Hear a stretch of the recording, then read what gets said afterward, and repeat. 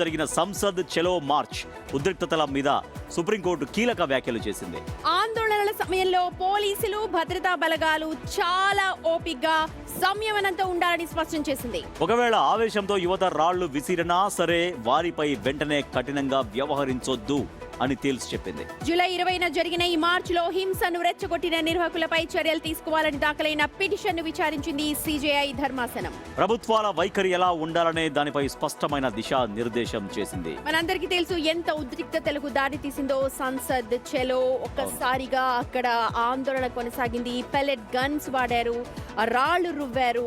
మొత్తం అంటే అటువంటి కండిషన్ లో కూడా పోలీసులు చాలా సంయమనంతో ఉండాలి, ఓపికగా ఉండాలి. వాళ్ళు ఒకవేళ ఆవేశంతో రాళ్లు విసిరినా సరే, రాళ్లు త్రో చేసినా సరే మీరు మాత్రం వెంటనే రియాక్ట్ కావద్దు అనేది సుప్రీంకోర్టు చాలా స్పష్టంగా చెబుతుంది. బట్ అది సాధ్యం అవుతుందా? అది ఇంప్లిమెంట్ చేయగలుగుతారా? శాంతి భద్రతను రక్షించాల్సింది పోలీసులే. ఎటువంటి పరిస్థితులైనా కంట్రోల్ చేయాల్సింది వాళ్లే. కాబట్టి వాళ్లే తిరిగి లాఠీలు జులిపించినా లేకపోతే క్రౌడ్ ని కంట్రోల్ చేసే విధంగా ముందు చర్యలు చేపట్టాలి. ఆ తర్వాత చాలా గైడ్ లైన్స్ ఉంటాయి వాళ్ళకి. మాబ్ ని ఎలా కంట్రోల్ చేయాలి, క్రౌడ్ ని ఎలా కంట్రోల్ చేయాలి, ఎలాంటి పరికరాలతో కంట్రోల్ చేయాలి, ఎవరిని తీసుకురావాలి అనే దానిపైన అవన్నీ కూడా గైడ్ లైన్స్ పాటిస్తే అంటే ఇన్సిడెంట్ ఒక లెర్నింగ్ లెసన్. అంటే చాలా చోట్ల ఇది జరుగుతుంటాయి. వాళ్ళు ఒక్కసారిగా వాళ్ళు ధర్నా దగ్గరికి పదుల సంఖ్యలో, వందల సంఖ్యలో, వేల సంఖ్యలో వస్తుంటారు అక్కడ ఉన్నటువంటి ఆ ఇష్యూని బట్టి.